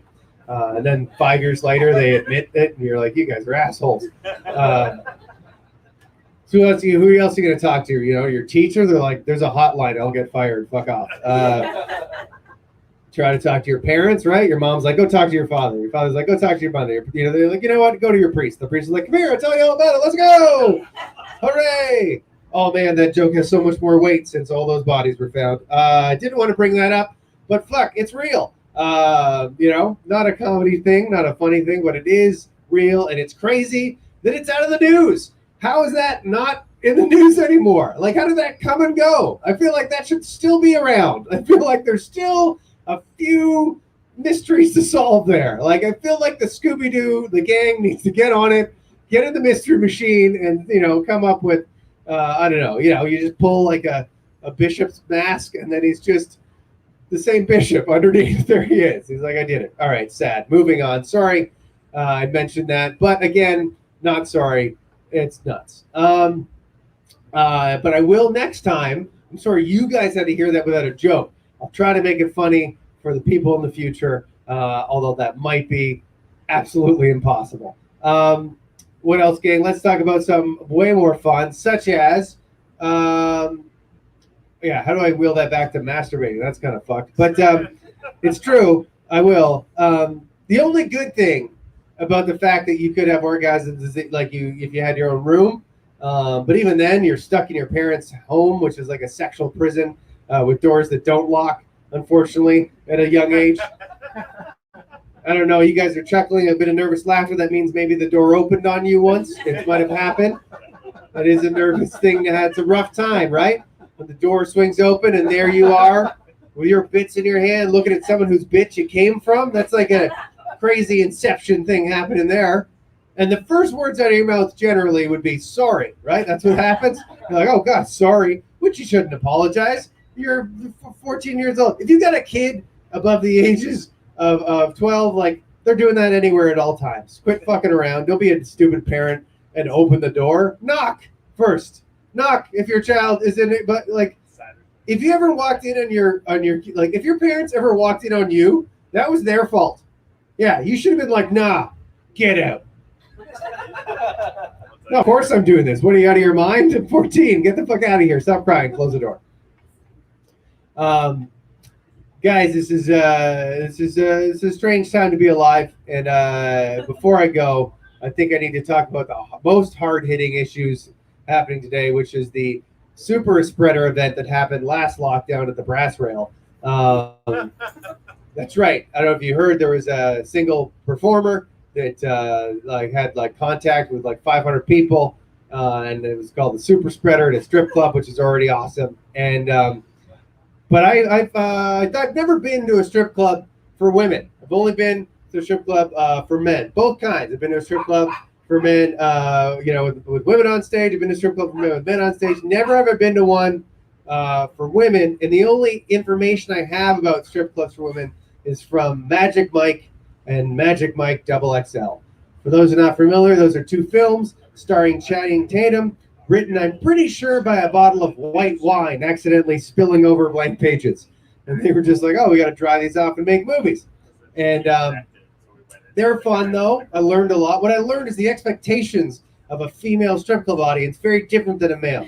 Male strip club audience, they want their dancers to get on stage, generally around a pole, and take their clothes off over the course of 3 songs. That's how that works. Female audience, according to my research from Magic Mike, needs their performer to run on stage looking like they didn't have time to change from another job that they must have. It's important that they have several occupations, that they wear the other one in a costume form. And there's a thread that connects all those occupations, whether it is sexy firefighter or police officer or professor. All those jobs have pensions. Yes, that seems to be a common thread from the female sexual fantasy, is that their dancers have pensions, and that makes me think that that's not fair. That's a limiting of the female sexual fantasy, to tell yourself that narrative, that all they do, your guy has money. Like, I think it'd be nice to have male strippers that are judged by the content of their character and not the size of their wallet. I think it'd be lovely just to hear a DJ announce at a lady strip club, like, all right, ladies, your next act don't need no diamond ring, and he hopes you don't expect one for an engagement. Please welcome Silvio, the social worker. All right. Silvio comes out in a cardigan, giving lady in the front row a lap dance and the tools to rebuild her life before the Bon Jovi song's over. That'd be some hot shit, right? We're like, all right, gals, your next act has sacrificed financial security for the knowledge he's creating positive change in his community on a grassroots level. Please welcome Victor, the volunteer. All right. Victor comes out, just nothing but a clipboard, just shaking that shit. Yeah, you got to save the whales to see his bits. That's how that works. You guys have been a pleasure. I hope you enjoy the rest of your weekend and lives, and we'll see you next time. Take care. Bye-bye.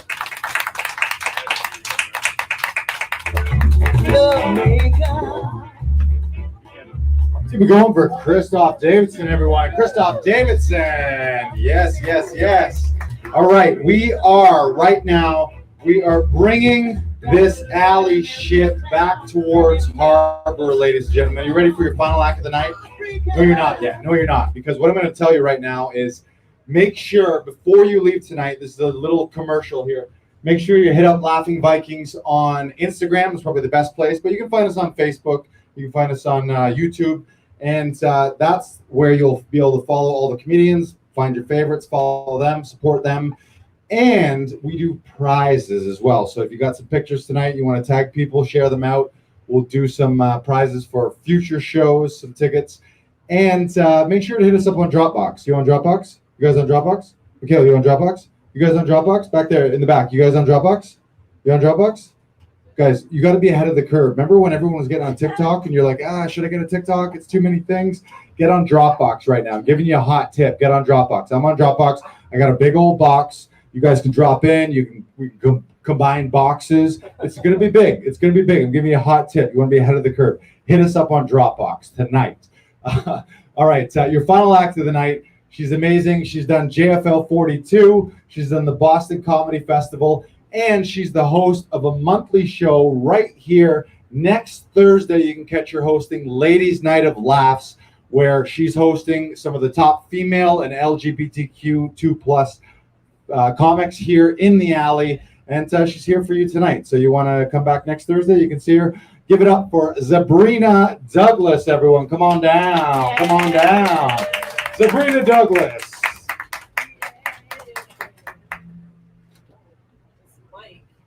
Yo, what's up, people? Yeah, this is amazing. At the beginning of COVID, I was stuck in Jamaica for a bit with my parents. So that would have been a disaster if I was I was literally on the phone with the Canadian embassy to try and get out of the country because they were about to shut it down. I'm like, not with my parents. No. It was beautiful at the beginning. Like, I remember we were in the ocean and I'm like swimming, so quiet and peaceful. Then my dad starts coming towards me. He's like, you know how you'll get rid of the COVID? I'm like, oh no, some stupid advice. I know. I'm like, sharks get me now. I just want to get out of there. And he's like, you know how you'll get rid of the COVID? You're just taking all the salt water from the ocean and you breathe it in and then make it wash out everything and then come out. I'm like, Dad, isn't that drowning? I'm pretty sure that's drowning. And you're doing that right now. You're so annoying. He always gives me the worst advice. Like, I used to sleepwalk as a kid. Anybody? Sleepwalking. I feel like I don't need this mic. It's like so weird. No one ever. Do you know anybody who's ever? No, it's weird when you do it, okay? Like, you don't remember when you do it, and you wake up in the weirdest places. It's the worst. Like, I used to wake up in the basement with nothing but a blanket on me. I'm like, oh my God, how did I get here? Like, and you wake up, like, really tired. So, you've been doing some shit all night. Like, it's so messed up. But my dad believed if you woke up a sleepwalker in the middle of it, that they would die of a heart attack. Like, that's so dumb. Like, every time I woke up, my dad would get all excited. He'd be like, this one, you was walking all night. You didn't walk upstairs, you walked downstairs. I'd be like, Dad, wake me up. He's like, no, man, you would die of a heart attack. One time he was like, you walk downstairs, you go through the front door. Me and your mother never know if you're going to come back. We pray, and you arrive home safely. I'm like, I'm going to die in this family. It's so weird. It's cool, though. I got a bunch of kids. Anybody? Nobody. What am I doing here? Yeah, I got a bunch of kids. I have 5 kids. What? Who does that? Okay, a person who loves maternity leave. A person who loved it and started piling on the kids. I'm like, all right, there's too many now. But that 1 year with all pay is just sickening. But you have to have a person. That's the deal breaker. I'm like, I don't think I can do this anymore. It's fun. I had a bunch of ultrasounds. I've had so many ultrasounds, but the craziest ultrasound I've ever had, and I don't know anybody who had an ultrasound like this. Like, they're showing me the baby. They're like, this is your baby. I'm like, well, okay, whatever, like, sure. And they're like, the heart, the heart, I'm like, oh, that's so nice. Like, but then the big, like, the baby's just, they're like, look at the head. I'm looking, and then she just turns around like this. I'm like, yo, why are you giving me attitude already? Like, she's just like, mommy, guess what? Who's coming? I'm gonna ruin your life now. You thought you could afford shit? Not anymore. I was just like, oh my God, let me speak to her. I wanted to tell her up. I'm like, this kid is rude. She is now 4. That's cool, but I'm currently potty training. Potty training's the worst. Okay, if you don't have kids, but now you know that if you put a kid on the toilet for the very first time and you flush it while they're on the toilet, they will never shit in that toilet. Like, they will be so scared. And it's like the most terrifying conversation having that with a kid. Like, I remember my son came to me all excited. He's like, mommy, I pooed. And I was like, oh my God, where is it? He's like, in my room. I'll go get it. I'm like, oh no. And I didn't know what to do. I was like, okay. Like, I didn't know how to respond. And then he's so excited running to his room. And he's like, I'm like, oh my God, do not come back to me with a shit in your hand. Like, I'm going to be so like scared right now. And he came to me. He's like, la, la, la. I'm like, oh, like I wanted to run. I'm like, no, get away. It's the most frightening thing. It's the most frightening. But it's fun though. I had a bunch of births, which is it. You guys want to hear my birthing stories? I had the worst. You're like, we just want to drink. This is too much information. Yo, the first kid I had, she was 3 pounds, 14 ounces. Oh. Yeah, she like fit in the palm of my hand. I wanted to hug her so bad, but I was like, tap, tap. Tap, tap, tap, tap. I had to show her some love. If I hugged her, I would have lost her. Where did you go? But like, it was weird being like her being that small. It's because I had high blood pressure, so she stopped growing. So I had to have an emergency C-section, and went to the hospital that I worked at because I'm a nurse, and I thought that was a good idea. When it's not, like, nurses are bitches, and they're like, you really want us to see your vagina? I'm like, shut up. You know what I mean? I just want a free private room. I didn't have insurance at that time. So she was small, which sucked, but it's weird because when you have your first child, even though your child looks like to a stranger, your child looks messed up, but to you, because you gave birth to them, they look normal. Like, I was like, oh my God. Like, I took her out of the hospital and they're like, you're a nurse, you can take care of her. Like, I took her out at 4 pounds, which is way too small. Like, I put her in the car seat and she kept on folding. I'm like, all right, she's ready. And I'm like, I think she just put pillows around her. She's fine. And I covered her up and I'm like walking. People are like, let's see the baby. And I'm just like, it's so funny to see their faces because I like open the thing. I'm like, they're like, oh, like it wasn't like, oh, it was like, oh, should this be out here? Like, this should be out of your stomach. Like, what's happening? Like, she was so small. But then when I look back at the baby pictures, I'm like digging through me. I'm like, what is this little crack-looking baby with rib cages? Like, she's just pure rib cage. You're like, but I thought it was normal. You know what I'm saying? It's just a mother's love. Makes you all blind and think the baby's normal and fat. But I'm like, you are a crack baby, and I didn't even realize it.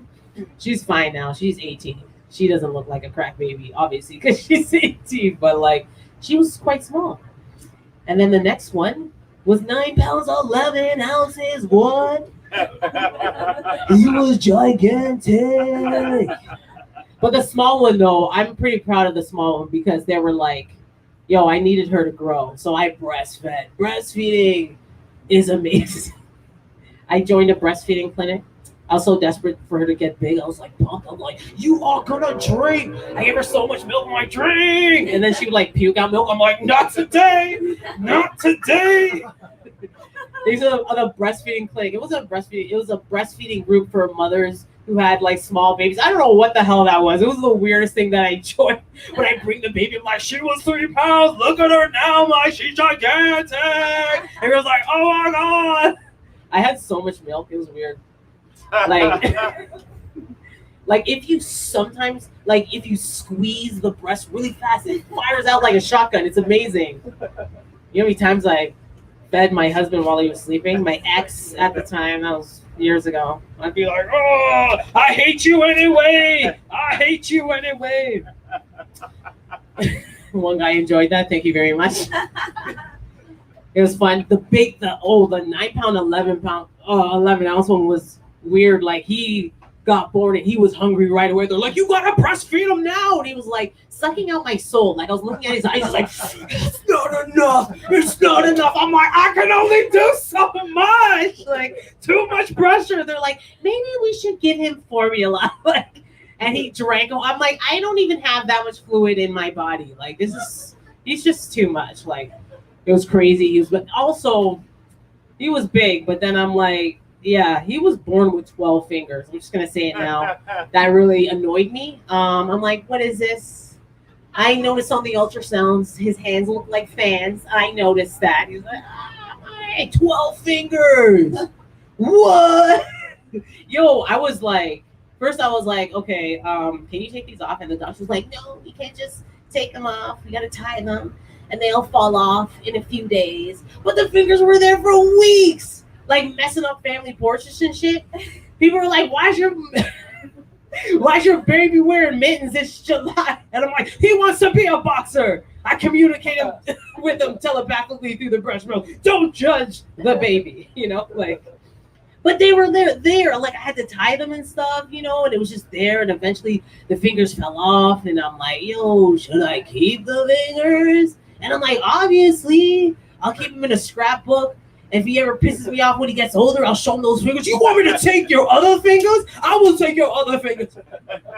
Show him friends that he's like, I will take your fingers too and put them in this book. Like, Yeah, it's crazy. I lost the fingers, which was very upsetting because I was like, where are the fingers? I'd be vacuuming and loud noises. It might gross you guys out. You look like, I'm gonna puke. Yeah, it's only baby fingers. I mean, they were flat and stuff. I remember. But it was so funny when I told him afterwards, like, because he only had, like, when he was 6 years old, he only had bumps. And I'm like, those were your extra fingers. And his head was like, what? I'm like, I used to climb all over the walls. You were like Spider-Man. He's like, your extra fingers. You know what I mean? I remember I talked about that at a show, and then some guy came to me. He was like, I too have 12 toes. And he showed me. And I'm like, you're disgusting. Obviously, I made that story up, you weirdo. No, I didn't say that. That would be so mean. But, like, yeah, that was weird. The guy took off his shoes and showed me his 12 toes. He's like, oh, I'm like, yo, yuck. Yeah, that's a thing. I'm also a nurse. Yay. Oh, my God, don't applaud that. That's so funny how you guys stopped really quick. You're like, oh. I hate telling people that I'm a nurse, especially like after the pandemic. It was like, oh, from my hero, thank you for your services. And I'm like, take any deals? No deals for you. You know what I mean? I'm like, where are the deals? Especially on night shifts. When I'm like working on the COVID unit and I hear those COVID coughs, like, I'm like searching deals. I'm like, yo, what kind of deal am I gonna get for this shit? Like, come on. One night, I discovered McDonald's was giving free chicken nuggets to frontline workers. A whole week. I just picked up shifts for a whole week so I can just go on break and get chicken nuggets for everybody, yo. And I'm like, yo, you guys were gonna die. Might as well die with some chicken nuggets in our face. Yeah, so that's what I did. Another sick deal that I found was RVs, free RVs for nurses rentals. So I guess you're supposed to like isolate from your family in the RV. I'm like, are you dumb? Are you dumb? The kids are going in the RV. I'll be in the house. I'll isolate. Yo, you understand? Whenever we had like, that phone call from Occupation Health, they're like, you came in contact with a patient. You got to isolate for 14 days. I'm like, oh, well, guess I got to stay away from the family. Bye, guys. Alone for 14 days with pay. I enjoyed that thoroughly. I don't know who was crying. These old losers on the news being like, oh, my family. I'm like, so? There's other nurses like, oh, why didn't you tell me you came in contact with us too? I'm like, I tried. Nobody wants to work, you know what I'm saying? It's a thing. I don't know. Thank you guys for sticking out for this. I mostly work in the nursing home. Yay. People are lasting a lot longer or taking care of somebody who's 114 years old, but on a night shift, so it's more creepy. because they're all trying to die. They're like, should I let I'm like, not on my shift. You know what I'm saying? Save that for the other nurse. I'm just like turning the oxygen up. I'm like, yeah, I'm going on break. I'm not trying to do any paperwork. Like, calm down. Sometimes those old people will gang up on you and be like, we want to die. I'm like, no. The next shift is 7:30. You can figure that out. I mean, you've been alive for this many days. It's fine. It's fine. It's so adorable. It's so weird. Like, though, when you do the phone call in the nursing home, when an old person dies, you have to call the family and let them know. And most of them are just like, yeah, we already said our goodbyes. Like, they're just like, I'm like, okay. One time I called this one lady at 2:00 in the morning. I'm like, your husband passed away. She's like, it's 1:00 in the morning. What do you want me to do? Catch a taxi? Catch a cab? I'm like, sorry that I bothered you. Like, at that age, it's just like they're 100 years old. They're like, yeah. And you try and be happy when you go to the nursing home. You're like, good morning, I'm your nurse. They're like, when can I die? Like, I just want to go for coffee. Leave me alone. Here's your Tylenol. You know what I'm saying? You want a magazine? They're just like, I had enough of this life. I'm like, why does it have to be this way? You know what I mean? One time I gave this old lady water. She's like, I want some water. And I'm trying to pour it in the cup. And she's like, that's my husband. I'm like, why do you have the urn right beside your bed? That's just so weird. So I'm like wondering what this chocolate stuff with marshmallows is. I'm like, that's your husband? That's weird. Were you planning to drink them later? You know what I'm saying? Anybody ever make that mistake? They look like jugs. I was wondering why that jug was quite sparkly. If my husband ever dies, I'm not keeping all the remains in a jug. Maybe in a little trinket jug, but why a gigantic jug so you can accidentally drink it? You know what I'm saying? That's pretty cool. You guys are quite interested in the nursing stories. What do you want? I'll tell you one more thing before I bounce on out of here. I used to get beat as a kid. Anybody? Yeah. No? Okay. White people. Just kind of like, Asian people are like, yeah! All right. It's an immigrant thing. I'm not going to lie. I think it is. But if your parents disciplining, I got smacked around. You got what? I got smacked around for sure. That's not beatings in the Jamaican household. That's what I said. That's what I'm she like, said. That's not She's like, it's not the same. It's not the same. It's fine. It's fine. I'll count it. That's cool. That's close enough. Close enough. Used to get beat as a kid all the time. And it's like in my household, that my parents thought was a good thing. That's how you raise kids. You know what I'm saying? If you beat them, that means you're doing good parenting. My brother used to be bad all the time. My dad didn't understand why. He'd be like, I don't understand why your brother's so bad. I used to beat him every day. I beat him in the morning. I beat him for lunchtime. Why? Why your brother so bad? I'm like, Dad, you have to hug us. He's like hugging his whole white people. You know? But this happened years ago. So calm down. Too late to call CPS. It happened 1,000 years ago. My brother, okay, when he was old enough, went to Mexico. My parents told him not to, and he ran out of money. Instead of asking my parents for money, because I guess he was too embarrassed, he robbed a banana stand. And then got locked up in a Mexican prison. Messed up. But you know how it is, like in Mexico, like I guess if you have the money, you could just get off or whatever. So they called my parents thinking my dad wanted his son back.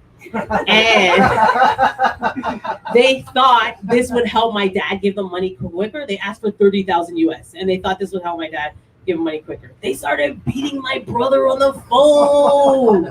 My dad just got excited. He's like, yes, man, beat him. Give him some of that good turbo discipline. He's like, beat him, like just cheering him on. And he just looked at us, he's like, you want 30,000? Not tonight. And he just hung on the phone. He's like, yeah. He was so excited. He was like, give him 7 days. He'll come back a good man. That was my dad's plan. The next day, the Canadian embassy even called their house. They're like, sir, it's a prison, not a boot camp. My dad's like, are they beating him? They are disciplining. This is what they should be doing in a Canadian school system. They only talk to the kids. What is that? What is that? Like, oh my God, but it actually worked. Like every day, the Mexican prison would call their house. They kept on lowering the price. Even by the end of the week, they were asking for pesos. It was crazy. Also, by the end of the week, my brother was fluent in Spanish. My dad was so proud. He was like, wow, learning under pressure. Give them on another week. Just like, so crazy. My brother's fine though, whatever. He's back. But like but we always have our family events, and my dad would like do his weird speech where he's like, remember when your brother get locked up in the Mexican prison? When he come back fluent in Spanish, I'm so proud of him. Learning a new language under trials and tribulation. I don't know my dad. Anyways, guys. It's so quiet. Yeah, so quiet. Yeah, that was so much fun. Yes, there's another show here on Thursday, and it's gonna be like all female comedy. And if you guys want to come back and check that out, it's gonna be so much fun. Let's bring up your host. Thank you so much. Keep it going for Sabrina Douglas. Pardon me. Guys, that is the end of the show. Make some noise if this is the best time you've ever had in an alley. Yes, welcome. Unfortunately, we are out of time. Luna the Wonder Pug's High Flying Flaming Chainsaw Act will be postponed to tomorrow night. You can come back tomorrow night at 9. But the good news is this is prize time. I promised you prizes. Everyone's getting 50% off lashes, lashing Vikings. We're going to do 2 draws right now. One of them from Dreamy Beauty Bar. This is for a free spray tan. Those of you who would like to go a shade or 2 darker, you can do that. This is legit. You're laughing, but it is true. This is a true thing. You've heard a lot of misinformation tonight, some facts, some non-facts. This is it. So here's how we're going to do it. You guys are a couple. You guys are going to be a number 1, or you're sharing. I don't know if you're a couple, but you're sharing a table. So number 1, number 2, number 3, number 4, and number 5 in the back. And who's 6? Who's 6? 6 is a wild card. Everybody wins. Yeah. If it's 6, we'll roll again. All right. We need a drum roll, please.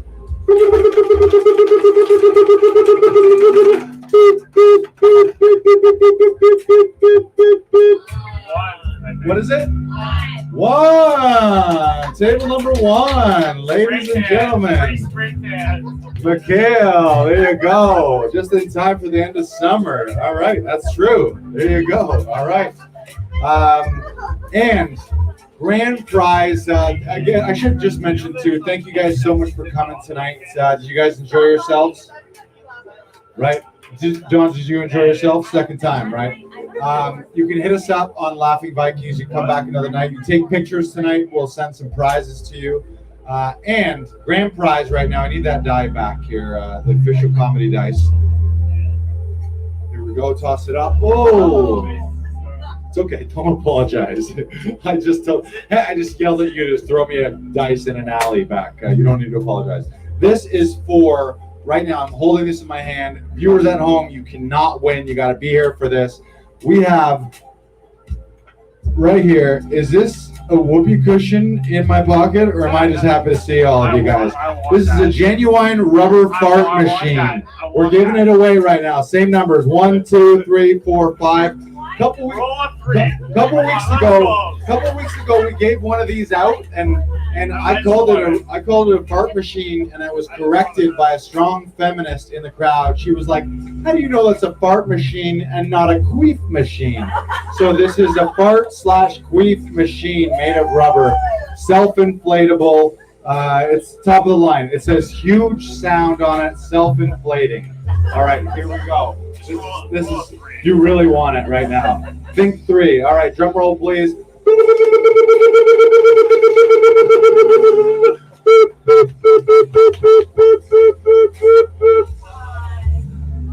5. Oh, she's too connected. We're gonna roll again. This is the roll.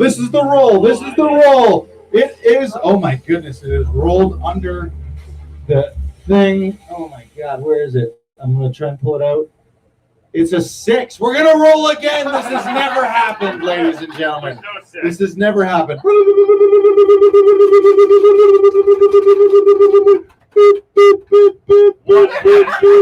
It is a 1. Wow, what a night. You saw 4 stand-up headliners. You won a free tan and a rubber fart machine / queef machine. Give it up for Mikhail. He had the night of his life tonight, guys. Thank you so much. I love doing this, guys. Hit us up at Laughing Vikings. Enjoy the rest of your night. Good night, good night, good night, good night. Number 2.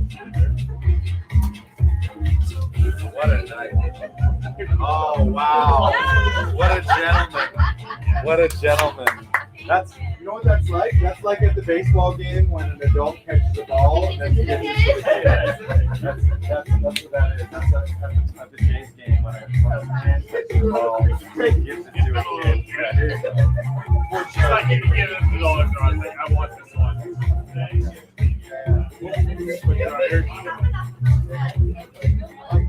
I feel like that's part of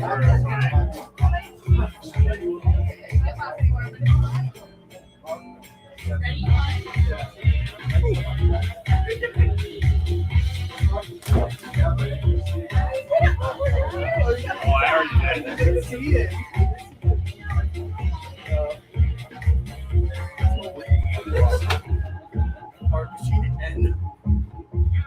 How did you know? Everything I wanted. How did you know? Hey, Jen, that was great.